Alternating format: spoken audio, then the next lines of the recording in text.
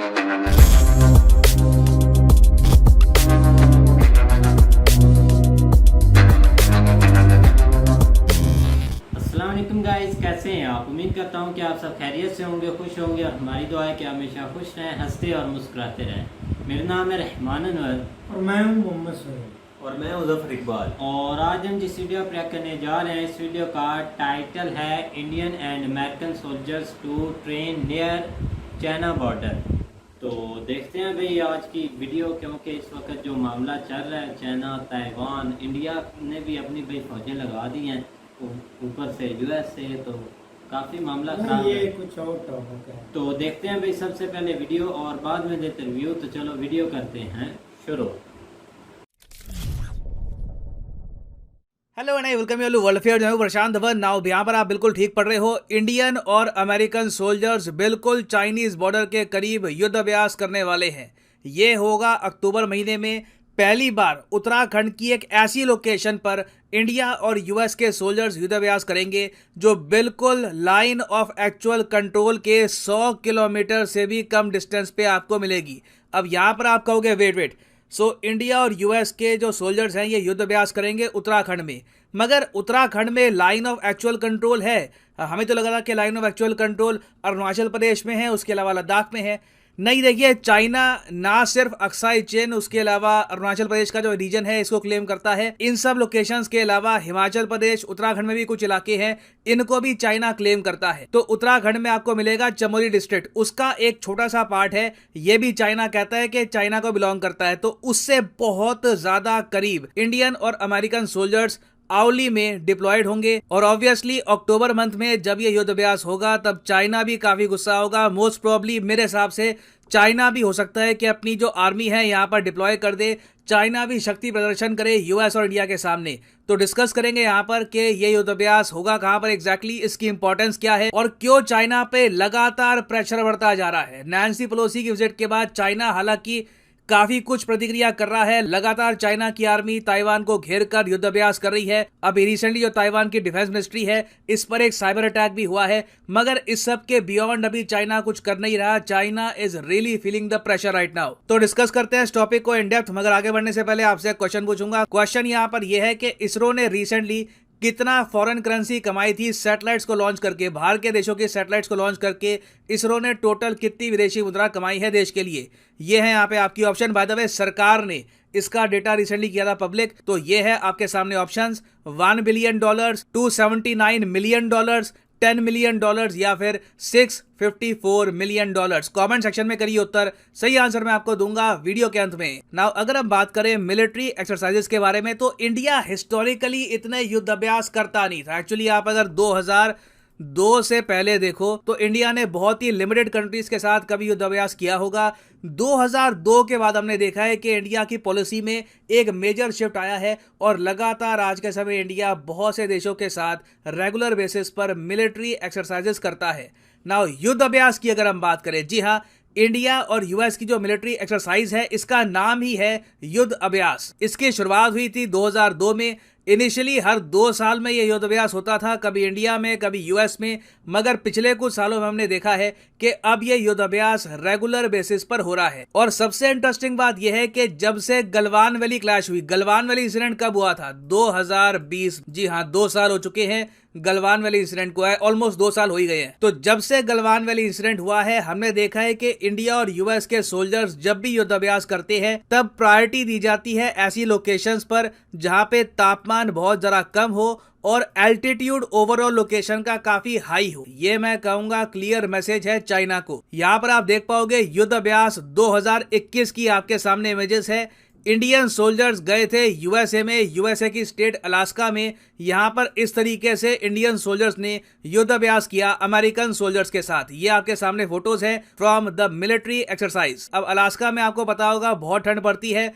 जितनी ठंड almost Russia के साइबेरिया रीजन में पड़ती है उतनी ठंड आपको मिलेगी अलास्का में। अब अलास्का के बाद सीधा जो अगली लोकेशन होगी 2022 के युद्ध अभ्यास की, ये होगी उत्तराखंड। और उत्तराखंड में भी जो चमोली डिस्ट्रिक्ट है वहां पर इंडिया और यूएस मिलकर युद्ध अभ्यास करेंगे। अब आपको याद होगा 2021 में, उससे पहले 2017 में भी काफी बार न्यूज आ चुकी है कि चाइना के सोल्जर्स काफी बार लाइन ऑफ एक्चुअल कंट्रोल के पास आते हैं, यहाँ पर कोई ब्रिज होगा उसको तोड़ के चले जाएंगे, या फिर कभी कभी जो इंडियन साइड है वहां पर एंटर करने की कोशिश करेंगे। तो चाइना ने काफी बार इंडिया को इस इलाके में चुनौती दी है। तो ऐसे टाइम में जब चाइना ऑलरेडी ताइवान की साइड से प्रेशर फेस कर रहा है, यहां पर यूएस सोल्जर्स का होना एक बहुत ही ज्यादा कड़ा मैसेज सेंड करेगा चाइना को। और भारत और यूएसए के सोल्जर जो युद्ध अभ्यास करेंगे उत्तराखंड में, ये किया जाएगा 10,000 फीट की ऊंचाई पर। अब ये भी बहुत ही इंपॉर्टेंट है। पहली बात तो देखिए, यूएसए के सोल्जर्स जो है उनको हाई माउंटेन वॉरफेयर की आदत नहीं है। आपको पता होगा 10,000 फीट या फिर इवन मैं कहूंगा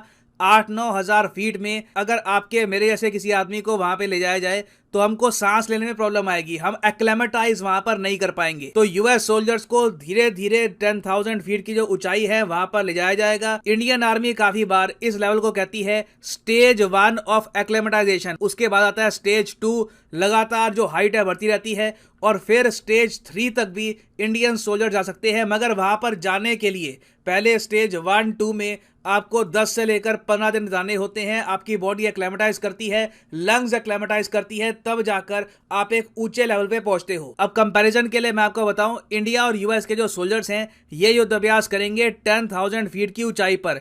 जो गलवान वैली क्लैश हुई थी चाइना के साथ, वो किस ऊंचाई पे हुई थी? वो हुई थी 14,000 फीट की ऊंचाई पर। तो जहां पर गलवान वैली क्लैश हुई थी वहां पर यूएस सोल्जर्स को आप अगर डायरेक्टली डिप्लॉय कर दोगे तो ये बीमार भी पड़ जाएंगे।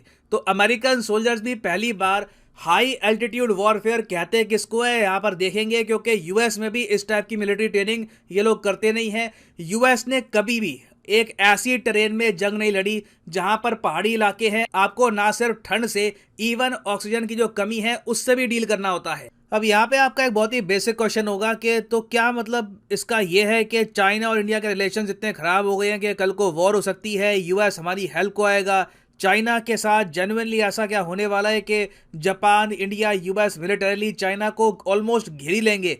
देखिए, आपको एक बात बताता हूं, इंडिया के सामने आने वाले कुछ सालों में रहेंगे बहुत सारे ऑप्शंस। अभी रिसेंटली कुछ दिन पहले मैंने देखा था कि रशिया में एक मेंबर ऑफ पार्लियामेंट है इनके, इन्होंने ये कह दिया कि इंडिया, चाइना और रशिया मिलकर ना नेटो जैसा एक मिलिट्री अलायंस इनको बनानी चाहिए। और रशियन पार्लियामेंट में आज के समय जेन्युइनली इस बात पर विचार किया जा रहा है कि क्यों ना रशिया, इंडिया, चाइना एक यूरोपियन यूनियन, नेटो का ऑल्टरनेट बना दे। अब यहाँ पे जो प्रपोजल है रशिया में, उसमें ये कह रहे हैं कि ये यूनिट टाइप का मिलिट्री पैक्ट होगा जहां पर हम इकोनॉमिक्स को भी ऐड कर देंगे। जो इकोनॉमी है तीनों कंट्रीज की, उनकी भी इंटीग्रेशन यहां पर करी जाएगी। तो इंडिया ने ना कभी इस आइडिया को हाँ कहा है, ना हम यूएसए के साथ कंप्लीटली अलाइंड हो गए हैं। इंडिया अभी भी आप कह लीजिए जो नॉन अलाइंड अपनी पोजीशन है इसको मेंटेन कर रहा है।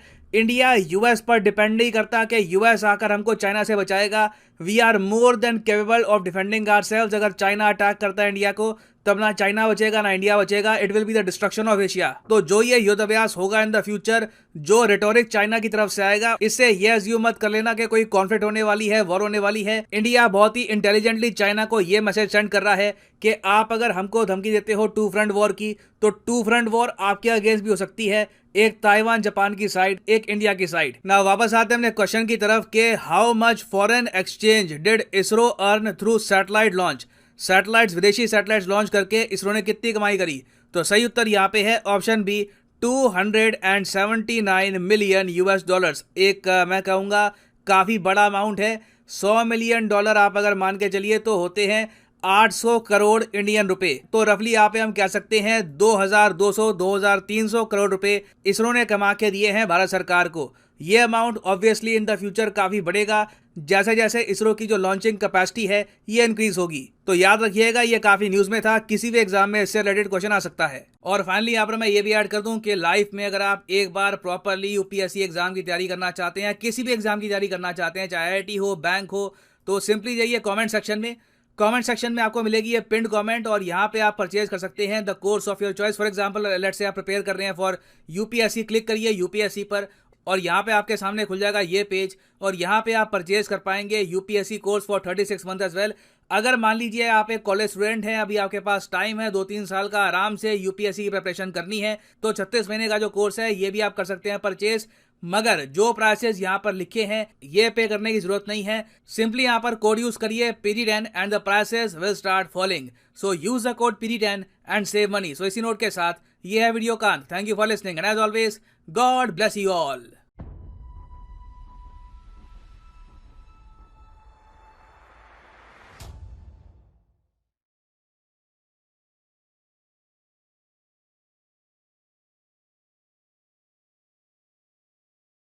हाँ जी गाइस, तो जैसा कि आप वीडियो देख रहे थे तो वीडियो भी काफ़ी इन्फॉर्मेशन के लिहाज से अच्छी थी और बिल्कुल मुझे तो लगा था कि जैसे भाई कि ये इन्होंने फ़ौजें लगा दी हैं भाई चाइना के बॉर्डर की तरफ, क्योंकि रात को ही ऐसी कुछ न्यूज़ आ रही थी जिसमें सर प्रशांत भी बता रहे थे कि इंडिया क्या स्टेप लेता है यहाँ पर। मैंने कहा शायद ये वो, लेकिन ये है कि यहाँ पर ये एक अपना मशक़ें करेंगे जैसे एक दूसरे के साथ मिलकर कंट्री करती है। तो यहाँ पर इंडिया और अमेरिका अगर करने लगे हैं और वो भी भाई चाइना के बिल्कुल करीब, तो देखते हैं भाई अब चाइना का भी रिस्पांस यही होगा कि वो भी भाई अपनी फ़ौजें इधर लाएगी और मशक़ें करेगी। जैसा कि अब उन्होंने ताइवान को चारों तरफ से घेरा हुआ है और वहाँ पर भाई वो उन्होंने अपना काम स्टार्ट किया हुआ है। तो यहाँ भी देखते हैं भाई ये भी ये काम करने लगे हैं। तो रही बात अब ये भाई चाइना की तरफ से आएगा और यहाँ पर ये होंगे तो उस वक्त भी थोड़ा मामला गंभीर होगा। लेकिन ये है कि मुझे नहीं लगता, क्योंकि चाइना यहाँ पर कोई स्टेप लेता है या कोई वार स्टार्ट होती है, कुछ भी नहीं, ये बस खाली पीली बातें। मुझे तो नहीं लगता कि कुछ करेगा चाइना, इधर उधर से खामोशी हो जाएगी। जैसे टाइटल नजर आ रहा था हमें तो एकदम से ऐसे लगा कि अमेरिका ने भी फौजें हिम्मत दिखाई है, फौजें शायद ले आए सबके माइंड में यही आया था। लेकिन इतना भी किस्मत अच्छी नहीं अमेरिका की कि वो ऐसा स्टेप ले, इतना भी बुरा टाइम पर नहीं आया। तो ये इतना मतलब कि एक मामला नहीं एक बढ़ने वाला या एक आप सोच सके कि वो अपनी फौजें लगा देंगे। ये एक मशक़ें होगी, शायद वो इस प्लान को बदलने की कहीं और जाकर कर लें लेकिन एक जियो पॉलिटिक्स से देखा जाए तो वो एक गहराई में जाना चाहते हैं और चाइना को भड़काना चाहते हैं। यार मुशक्कों का उसके साथ कोई तल्ला यार मेरी बात सुनो, मुशक्कों का कोई एक नहीं, उनका हाथ तो वो किसी और जगह भी कर सकते हैं, ज़रूरी है नहीं। लेकिन अभी तक अमेरिका का कोई रिस्पॉन्स नहीं, शायद वो इधर ना करे। उन्होंने तो उधर जहाँ पर जितनी ऊंचाई बता रहे हैं उतनी ऊंचाई पर तो नॉर्मल बंदा वो एक कर ही नहीं सकते और गोरे तो वैसे ही एकदम से चाइना की भी बात करें तो वो आपको पास वो पहले वाली बात नहीं रही चाइना की, जिस तरह एक बना हुआ था ना कि ये कर देंगे वो कर देंगे। तो वो अब आप ये अंदाज़ा लगा लें कि आप थोड़ा सा मामला अभी भी अगर वो ताइवान के ऊपर ये सारा कुछ कर रहे हैं ना तो वो सिर्फ अपनी एक जो है ना वो पावर शो करने के लिए, अदरवाइज वो इतना कोई बड़ा स्टेप नहीं लेंगे जिस तरह लग रहा है। आगे आप देखो उन्होंने कुछ मसाइल वसूल छोड़े तो हैं, यूएसए ने तो कोई कसर नहीं ना छोड़ी के वो बेचारे। अब ये देखो कि वहाँ भी पब्लिक नहीं चाहती कि ऐसा हो, क्योंकि नुकसान तो पब्लिक नहीं चाहती। लेकिन चाइना जो है ना उसने चलो ठीक है, उसने एक कह दिया कि हम जो अगर ये इधर आई तो ये कर देंगे वो कर दें। लेकिन चाइना ने अगर देखा जाए तो असल में जज्बात के साथ फैसले नहीं करने चाहिए। चाइना ने एक बहुत अच्छा स्टेप लिया जो इन्होंने कोई एक्शन नहीं लिया। अगर वो एक्शन लेते तो बहुत जो है ना वो इकोनॉमिकली डाउन उन्होंने चले गए। बिल्कुल इसी वजह से भाई वो उन्होंने सबसे पहले अपनी मैशत देखनी है, अपने लोगों का हिसाब किताब देखना, उसके बाद अगला मामला उन्होंने देखना है। बिल्कुल ये देखा जाए तो ऐसा स्टेप लेने नहीं चाहिए, क्योंकि रशिया और यूक्रेन ही ऑलरेडी इतनी मुसीबत बने सबक सीखना चाहिए। लेकिन अब हम तो नहीं ना समझते कि चाइना क्या करेगा। अभी तक तो वो पावर शो कर रहे हैं। आज उन्होंने 11 मिसाइल ब्लास्टिक मिसाइल भी आई थिंक तैनात कर दिए, लेकिन कोई ऐसा कोई बात नहीं कही जाती सलाद में कि वो करेंगे या अटैक नहीं करेंगे, क्योंकि यूक्रेन और रशिया का भी सेम टू सेम यही मामला था। पहले थोड़ा सा बढ़ता पहले भी लोग बोलते थे कि ऐसा कोई स्टेप नहीं ले सकता, कोई भी रशिया स्टेप नहीं लेगा यूक्रेन पर हमला करने के लिए, बस ऐसा टीटो पार्टियां उन्होंने करनी है और निकल जाना है। लेकिन एकदम से हमारे उधर इमरान खान साहब आ गए तो बस वार स्टार्ट हो गई और होने लगी थी। लेकिन इनका भी नहीं, ये एक अब देखो ना चाइना एक नेक्स्ट सुपर पावर है। अब इस बयान से वो हट भी जाते हैं या ताइवान को कुछ नुकसान या कुछ स्टेप ऐसा नहीं लेते तो अब उनकी भी बहुत बड़ी बेइज्जती है। बिल्कुल नहीं बेइज्जती, वो नहीं जेल लेंगे, क्योंकि उन्होंने पहले भी काफ़ी ऐसी मिसालें बनाई हुई हैं जो वो सर प्रशांत ने बताई थी रशिया में, अब भी वो मिसाल दी जाती है। पता नहीं, वो मुझे याद नहीं भाई। कौन सी फाइनल भोपाल वाली? चांस। फाइनल चांस या फाइनल वार या फाइनल कमिंग, ऐसा कुछ इन्होंने दी थी वहाँ पर, जब जिसकी भाई मिसाल ही बन फाइनल गई। चांस ही था आई थिंक, आपको ये फाइनल चांस है, इससे आगे आप और कुछ करेंगे तो हम आपको ऐसा कर देंगे। ये फाइनल वार्निंग वार्निंग भाई, देखा जाए फाइनल ना, वार्निंग इधर ऐसे जो कुछ। इधर ये जो मुश्किल का बता रहे हैं ना, इधर भाई बहुत मुश्किल है, क्योंकि इंडियन आर्मी ऑलरेडी उधर बहुत हमने एक रिकवर या सर्वाइव कर लिए बहुत मुश्किल से, क्योंकि ऑलरेडी इतने फौजी उधर डेथ उनकी हो गई है। पाकिस्तान के भी इधर बहुत से डेथ होगी सर्दी की वजह से और टेम्परेचर की वजह से, तो ऐसा एक आसान नहीं होगा कि आप उधर शायद उधर मशक़ें ना करें कुछ और इलाके में या चाइना के करीब जो पड़ता है उसके करीब कर दूँ उनको भड़काने के लिए। बिल्कुल भाई, तो मज़ीद आप भी कमेंट्स में बताइए कि आपके माइंड में क्या क्वेश्चन आता है या जवाब या इस चीज़ के बारे में। तो वीडियो करते हैं एंड अल्लाह हाफिज़।